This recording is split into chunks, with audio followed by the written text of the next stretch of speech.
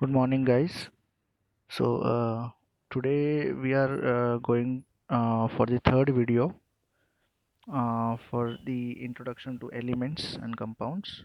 Till the time we have covered the atomic model, atomic number, and atomic mass number. Also, the fundamental particles we saw, which are present inside the atom. So basically, protons and neutrons are present inside nucleus, which decides the atomic mass number, and hence atomic mass number is concentrated inside the nucleus, right? And also, electrons, which are negatively charged particle, rotates around nucleus of atom.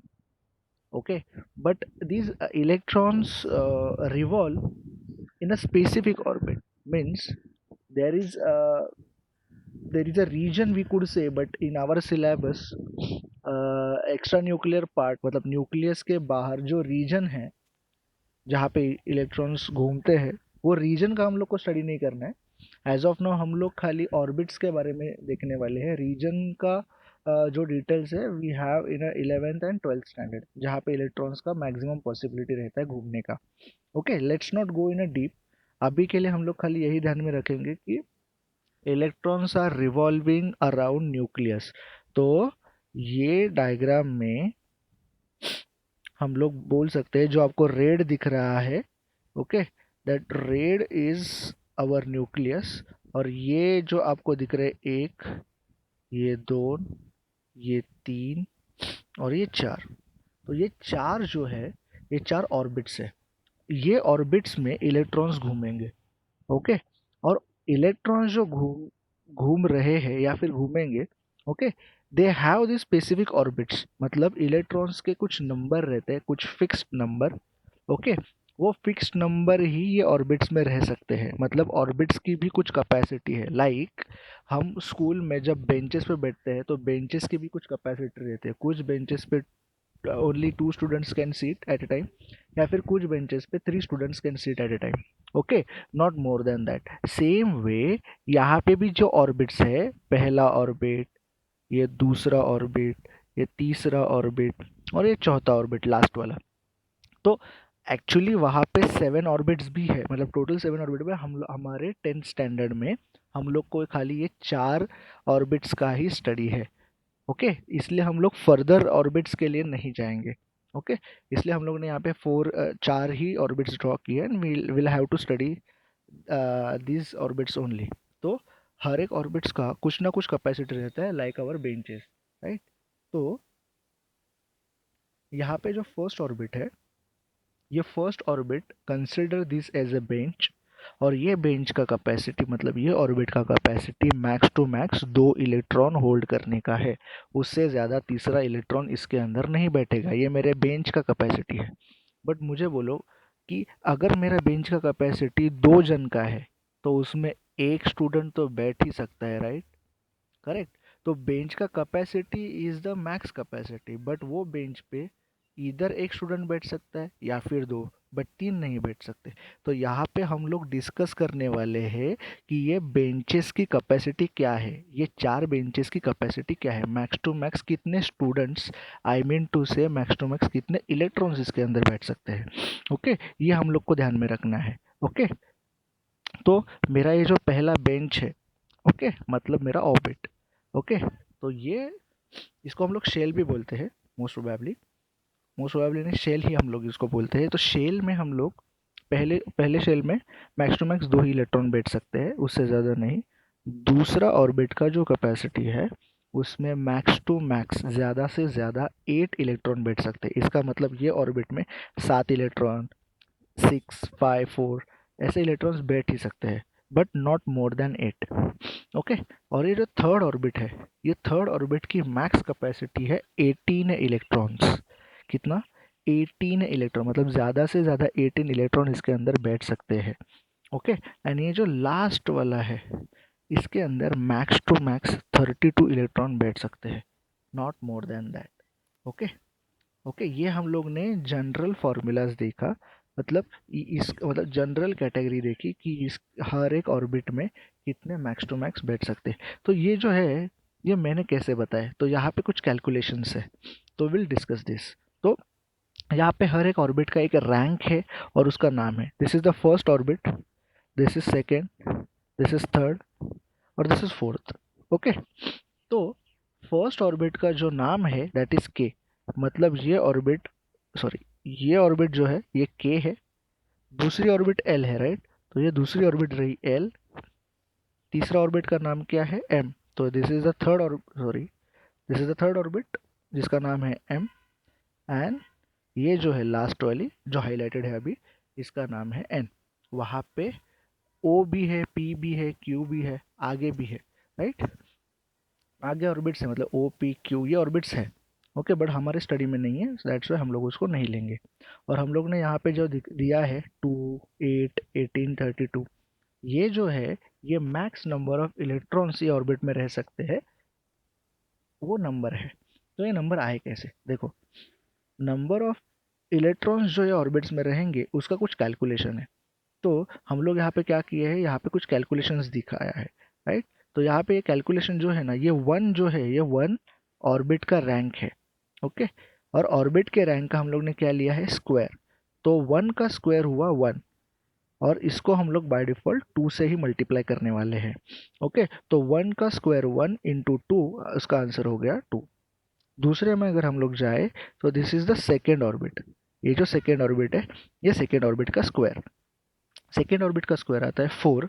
Four into to, देखो यहाँ पे नीचे हम लोग ने compulsory हम लोग को टू से मल्टीप्लाई ही करना है।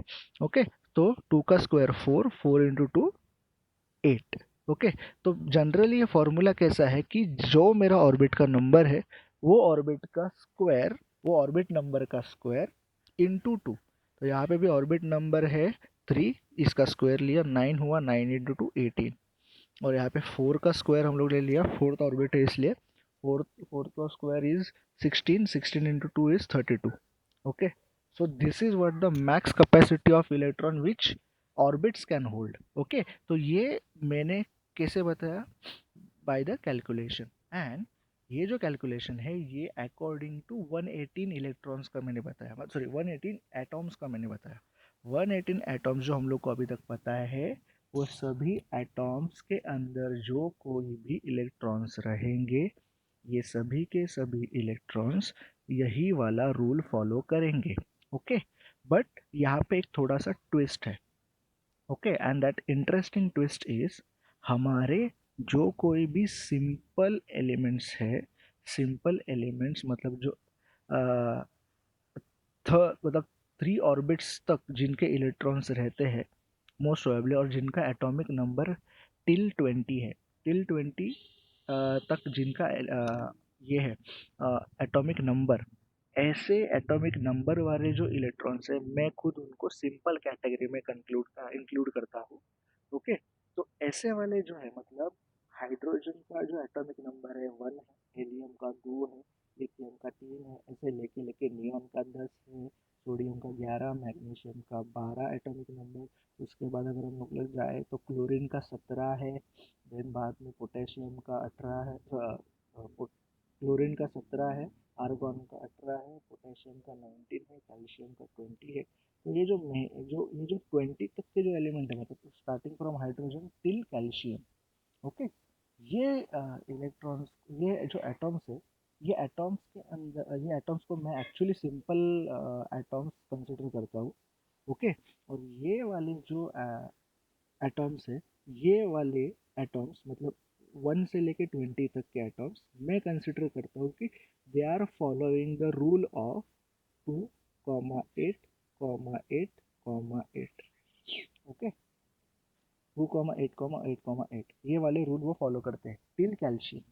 Okay, hope so you understood this. मतलब अगर मैं देखूँ, ये वाला जो है, ये वाली जो कैलकुलेशन, ये टोटल 118 एलिमेंट्स के है, बट 118 एलिमेंट्स से मैं पहले 20 इलेक्ट्रॉन्स अगर साइड में निकाल दूँ, या फिर मैं पहले 20 नहीं, पहले 18 भी इलेक्ट्रॉन साइड में निकाल दूँ, मतलब टिल आर्गॉन तक, तो ये वाली कैटेगरी फॉलो होती है 2,8,8, सॉरी 2,8,8।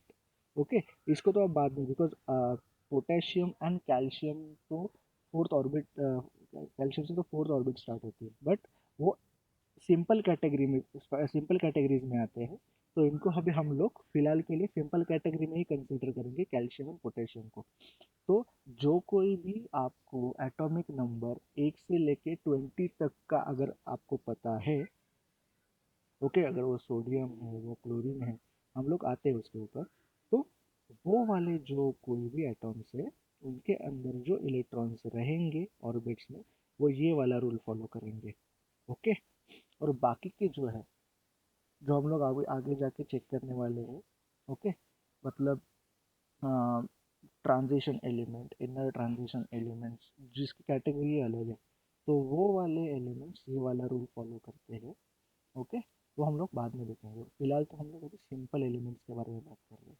ओके। तो सिंपल एलिमेंट्स में यही कैटेगरी फॉलो होती है, 2,8,8 वाली, एंड लास्ट ऑर्बिट को भी हम लोग 8 में ही कंसिडर करते हैं। ओके। टिल कैल्शियम हम लोग को यही फॉर्मूला अप्लाई करना पड़ेगा। नाउ अगर ये है हमारा सिंपल टेबल, जो हम लोगों ने बोला था कि इलेक्ट्रॉन सॉरी एटॉम का मॉडर्न पीरियोडिक टेबल हम लोग नहीं दिए हैं, ओनली 20 to 25 इनका एटॉम्स का कॉलम हम लोग दिए हैं। तो यहाँ पे हम लोग कंसिडर करेंगे, यहाँ पे हम लोग सब कैलकुलेट करके यहाँ पे डालेंगे, ठीक है। तो यहाँ पे देखो एटॉमिक नंबर यहाँ पे सबके दिए हुए हैं, बाद में यहाँ पे सिम्बॉल्स है। ओके, सिम्बॉल, यहाँ पे उनके नाम है एटॉम्स के, एटॉम का मास नंबर, और यहाँ पे इलेक्ट्रॉनिक कॉन्फ़िगरेशन, मतलब उनके अंदर कितने इलेक्ट्रॉन्स है, उनको के एल एम एन, मतलब ये ऑर्बिट्स में हम लोगों ने कैसे डिवाइड किया है। बाद में वैलेंस एंड वैलेंसी जो हम लोग ने कवर किया था इन 9th स्टैंडर्ड। ओके, होप सो अभी आपको पता रहेगा, अगर नहीं भी पता रहेगा तो आई टेल यू। उसके बाद उनकी कैटेगरी मतलब ये एक मिनट, ये मेटल है या फिर नॉन मेटल है या फिर मेटलॉइड है या फिर इनर्ट गैस है, ये हम लोग चेक करने वाले हैं यहाँ पे। ओके, और इनको ऐसा नाम क्यों मिला, तो यहाँ पे इनका पूरा डिटेल है। ओके, ये मैं आपको पीडीएफ शेयर कर दूंगा, बट पहले हम लोग ये भर के लेते हैं पूरा डिटेल। ओके। तो यहाँ पे जो एटॉमिक नंबर है 1, 1 एटॉमिक नंबर जिसका भी रहेगा, इसका इसका मतलब है इसके अंदर एक ही प्रोटॉन है। मतलब ये हाइड्रोजन है, हाइड्रोजन एक एलिमेंट है, हाइड्रोजन एलिमेंट बहुत सारे एटॉम से बना रहता है, वो सभी के सभी एटॉम हाइड्रोजन के ही रहते हैं। हाइड्रोजन के मतलब एक स्ट्रक्चर है एटॉम का, जो एटॉम के स्ट्रक्चर में खाली एक ही प्रोटॉन है, खाली एक ही प्रोटॉन है, इसलिए वो हाइड्रोजन का एटॉम है। ओके। और ऐसे एक एक प्रोटॉन वाली जितने भी एटॉम हमारे आजू बाजू में रहेंगे, वो इंडिया में रहे, वो ऑस्ट्रेलिया में रहे, वो साउथ अफ्रीका में रहे, वो जापान में रहे, वेर एवर इट इज, अगर कोई भी एटॉम आपको मिलता है और उसके अंदर only single proton is present, आंख बंद करके आपको वही बोलना है कि ये हाइड्रोजन है। ओके, ये हाइड्रोजन का एटॉम है। ओके। एंड हाइड्रोजन के एटॉम के अंदर एक प्रोटॉन रहता है, इसलिए इसका एटॉमिक नंबर 1 है। ओके। इसमें कुछ रॉकेट साइंस नहीं, और उसमें और एक बात है कि हाइड्रोजन में प्रोटॉन तो रहता है जो न्यूक्लियस में है, बट न्यूट्रॉन्स नहीं रहता। ओके। तो हाइड्रोजन में प्रोटॉन ही रहता है न्यूक्लियस के अंदर, न्यूट्रॉन नहीं रहता है, we have already discussed, but फिर भी मैं आपको रिपीट करके बता रहा हूँ। एंड प्रोटॉन जो है हाइड्रोजन का, वो न्यूक्लियस में है, तो जो बचा दूसरा इलेक्ट्रॉन है, वो इलेक्ट्रॉन ये प्रोटॉन के अराउंड क्या करता है, रिवॉल्व करता है। और अगर हमारे पास प्रोटॉन एक है हाइड्रोजन में, तो इलेक्ट्रॉन की संख्या भी एक ही रहती है। दैट्स वाई यहाँ पे Z, Z मतलब atomic number which is equal to number of proton which is equal to number of electron. Okay, समझा। सो प्रोटॉन भी एक है, इलेक्ट्रॉन भी एक है, दैट्स वाई इसका एटॉमिक नंबर एक है, और जिसका एटॉमिक नंबर एक है वो बाय डिफॉल्ट हाइड्रोजन है। और हाइड्रोजन का पूरा हम लोग नाम नहीं लिखते हैं, पूरा नाम लिखना लेंदी है, टाइम कंज्यूमिंग है, रिएक्शंस में भी उसका पूरा नाम लिखने से रिएक्शन थोड़ा कॉम्प्लिकेटेड दिखता है, दैट्स वाई हम लोग यहाँ पे उनके सिम्बॉल्स यूज करते हैं। ठीक है। तो हाइड्रोजन का symbol is capital H. Okay. तो एटॉमिक मास नंबर क्या है? एटॉमिक मास नंबर उसका प्रोटॉन प्लस न्यूट्रॉन की संख्या रहती है, राइट। अभी इसके अंदर एक ही प्रोटॉन है, न्यूट्रॉन तो है नहीं, दैट्स व्हाई इसका जो एटॉमिक नंबर है that is 1। Sorry, atomic mass number है that is 1। Okay. Atomic mass number को हम लोग बाद में रेफर करते हैं। Okay, since we are discussing about the proton and electron, तो हम लोग क्या करेंगे, एटॉमिक नंबर डिस्कस करते हैं, सिंबल डिस्कस करते हैं, नेम डिस्कस करते हैं और डायरेक्टली इलेक्ट्रॉनिक कॉन्फ़िगरेशन पे जाते हैं। वाई? बिकॉज हम लोग ने इलेक्ट्रॉनिक कॉन्फ़िगरेशन अभी अभी डिस्कस किया, राइट। तो हम लोग है ना ये एटॉमिक मास नंबर बाद में रेफर करते हैं। ओके, पहले इलेक्ट्रॉनिक कॉन्फ़िगरेशन पूरा फेच करके लेते हैं, बाद में हम लोग वैलेंस एंड वैलेंसी को देखते हैं। ओके। ये जो चार्ट है वो समझने के लिए बहुत टाइम जाने वाला है। Okay, so be ready for it. Okay, recharge your battery and let's see. अभी देखते हैं हम लोग ये हाइड्रोजन का तो हम लोग ने कवर किया। हाइड्रोजन के अंदर एक ही इलेक्ट्रॉन है, राइट। एक ही इलेक्ट्रॉन है। तो ये इलेक्ट्रॉन कहाँ पे बैठेगा? जैसे हम लोग ने ऊपर डिस्कस किया था कि हमारे बेंच की कैपेसिटी रहती है, मतलब हमारे ऑर्बिट्स की कैपेसिटी रहती है। तो ये हमारा न्यूक्लियस है फॉर एग्जांपल हाइड्रोजन का। ओके। और हाइड्रोजन के पास ये सभी के सभी ऑर्बिट्स नहीं रहेंगे, क्योंकि उसके पास बेचारे के पास एक ही इलेक्ट्रॉन है। अगर एक ही इलेक्ट्रॉन भाई साहब के पास है तो ये पहले ही ऑर्बिट में बैठेगा इलेक्ट्रॉन, बिकॉज पहले ऑर्बिट की कैपेसिटी एक, पहले ऑर्बिट जो हमारी के ऑर्बिट है, ये के ऑर्बिट में मतलब ये के बेंच पे कितने इलेक्ट्रॉन्स बैठ सकते हैं? टू। नंबर ऑफ इलेक्ट्रॉन कितने, मैक्स टू मैक्स कितने बैठ सकते हैं? तो टू। हमारे हाइड्रोजन के पास कितने इलेक्ट्रॉन है? Only one. तो ये पहले ऑर्बिट में बैठेगा ही, राइट। और हमारे ये इलेक्ट्रॉनिक कॉन्फ़िगरेशन का एक रूल है, जितने भी इलेक्ट्रॉन रहेंगे पहले उसमें से गिन गिन के वो इलेक्ट्रॉन्स हम लोग को पहले ऑर्बिट में, पहले ऑर्बिट भरने के बाद दूसरे ऑर्बिट में, दूसरे ऑर्बिट भरने के बाद तीसरे ऑर्बिट में हम लोग को पुट करना है, एंड यही चलता रहता है। ओके। तो हाइड्रोजन के पास जो एक इलेक्ट्रॉन है वो एक इलेक्ट्रॉन फर्स्ट ऑर्बिट में ही जाएगा। ओके। अभी भी फर्स्ट ऑर्बिट में एक इलेक्ट्रॉन के लिए जगह है, बट हाइड्रोजन के पास दूसरा इलेक्ट्रॉन है ही नहीं, दैट्स वाई ये पहले ऑर्बिट में, मतलब ये जो यहाँ पे हाईलाइट किया हुआ ऑर्बिट है, इसमें खाली एक ही इलेक्ट्रॉन रहेगा और एक इलेक्ट्रॉन के लिए जगह बची रहेगी। ओके। अभी और इलेक्ट्रॉन है कि हाइड्रोजन के पास नहीं है, तो ये शेल्स का यहाँ पे कोई मतलब नहीं रहता है हाइड्रोजन के लिए। तो हाइड्रोजन के स्ट्रक्चर में खाली एक न्यूक्लियस रहता है जिसमें एक प्रोटॉन है, और एक ही ऑर्बिट दिखती है जिसमें एक इलेक्ट्रॉन है। ये वाली ऑर्बिट, ये वाली ऑर्बिट और ये वाली ऑर्बिट नहीं दिखेगी। Clear up to this one? Okay. तो यहाँ पे हम लोग ने खाली के में वन लिखा है, एल में कुछ, L is the second orbit, उसमें कुछ आएगा तो जीरो आएगा, एम में कुछ आएगा जीरो आएगा, एन में कुछ आएगा जीरो आएगा, बिकॉज हाइड्रोजन के पास है ही नहीं कुछ, राइट। तो उसके बाद वैलेंस क्या रहता है, हम लोग साइड बाय साइड देखते हैं। वैलेंस मतलब क्या रहता है कि कोई भी एटॉम हो, कोई भी एटॉम के आउटर मोस्ट शेल में, आउटर मोस्ट शेल मतलब जहाँ पे इलेक्ट्रॉन्स घूमते हैं उसमें से बहुत सबसे बाहर वाली शेल, वो बाहर वाले शेल में जितने नंबर ऑफ इलेक्ट्रॉन्स रहेंगे उसका नंबर यहाँ पे डालना रहता है। अभी मुझे बता, हाइड्रोजन के लिए बाहर का शेल कौन सा है? एन तो हाइड्रोजन के पास है नहीं शेल, एम भी हाइड्रोजन के पास नहीं है, एल भी हाइड्रोजन के पास नहीं है। तो हाइड्रोजन का पहला शेल भी के है और लास्ट शेल भी के ही है, दैट्स वाई इसका हाइड्रोजन का जो आउटर मोस्ट शेल है वो के है, तो आउटर मोस्ट शेल में कितने इलेक्ट्रॉन्स है? वन। दैट्स वाई हाइड्रोजन का वैलेंस हुआ one. Okay.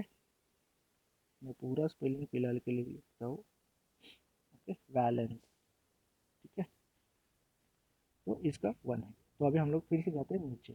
Atomic number two, atomic number two कौन सा है?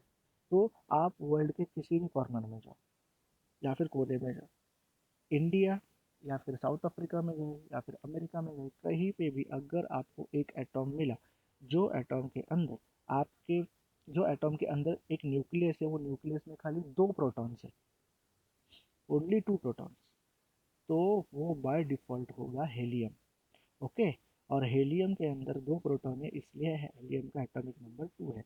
अगर हेलियम के पास दो प्रोटॉन है तो बट ऑब्वियस उसके आउटर मोस्ट शेल में जो इलेक्ट्रॉन्स है उनका नंबर भी 2 ही रहेगा, because P is equal to E, ये फॉर्मूला है और ये यही रहता है, proton is equal to electron.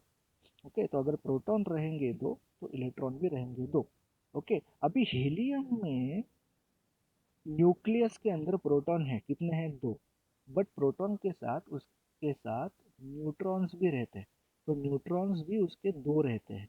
तो प्रोटॉन भी दो, न्यूट्रॉन भी दो। और आपको पता है न्यूट्रॉन के ऊपर कोई चार्ज नहीं रहता है, बट वो न्यूक्लियस में रहता है।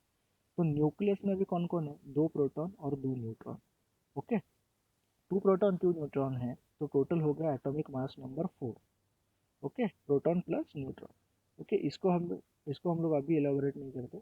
ओके, हेलियम का हम लोग डिस्कस कर रहे हैं, जिसके रिगार्डिंग हम लोग ने बोला कि प्रोटॉन उसके पास दो है। ओके, इलेक्ट्रॉन भी दो है। अभी दो इलेक्ट्रॉन कहाँ पे बैठेंगे? तो के ऑर्बिट का मैक्स कैपेसिटी कितना है? के ऑर्बिट का मैक्स कैपेसिटी है 2, राइट। और हमारे हेलियम के पास भी कितने हैं? दो। तो दोनों भी जाके के में बैठे। तो अभी मुझे बताओ इसका वैलेंसी कितना हुआ, उसका वैलेंस इलेक्ट्रॉन। तो वैलेंस इलेक्ट्रॉन हो गए दो। ओके, क्योंकि क्योंकि के हेलियम का पहला ऑर्बिट है और लास्ट भी ऑर्बिट है, ये ऑर्बिट्स तो पार्टिसिपेट करेंगे नहीं। दैट्स वाई हेलियम के पास जो वैलेंस है वो वैलेंस 2 है। लिथियम के पास 3 प्रोटॉन है और 3 ही इलेक्ट्रॉन है, अकॉर्डिंग टू दिस फॉर्मूला। तो 3 प्रोटॉन है, इसलिए उसका एटॉमिक नंबर 3 है। ओके, लिथियम के एटॉम में, न्यूक्लियस में, एटॉम के न्यूक्लियस में 3 प्रोटॉन है। ओके, 3 प्रोटॉन है और 3 इलेक्ट्रॉन है। अब भी इलेक्ट्रॉन का बारे में हम लोग बात करते हैं।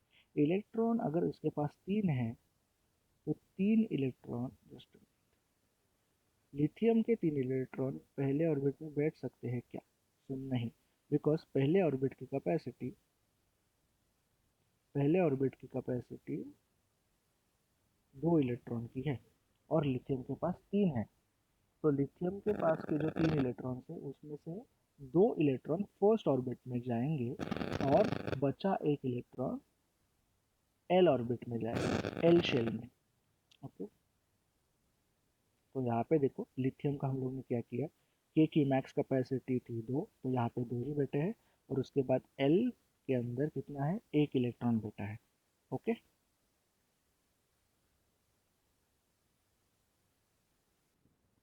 होप सो ये लिथियम का टारगेट आपको क्लियर हुआ। और एक वैलेंस जो है लिथियम का आउटर मोस्ट शेल कौन सा है? एल है। तो एल में कितने इलेक्ट्रॉन है भाई? एक। दैट्स वाई इसका वैलेंसी हुआ एक। ओके, बिकॉज उसके आउटर मोस्ट शेल में एक इलेक्ट्रॉन है। ओके, तो लिथियम तक क्लियर हुआ। वैसे ही ये फॉलो होगा टिल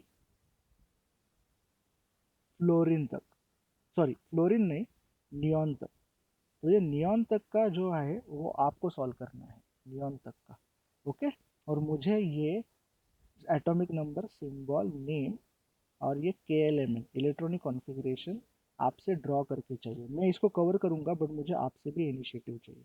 ठीक है, so till the time will stop over here. मैं ये फिर से रिपीट करूंगा नेक्स्ट वीडियो में। ओके, ये नियॉन तक आप क्लियर करना है, उसके बाद हम लोग आगे का डिस्कस करेंगे। Okay, till the time, thank you.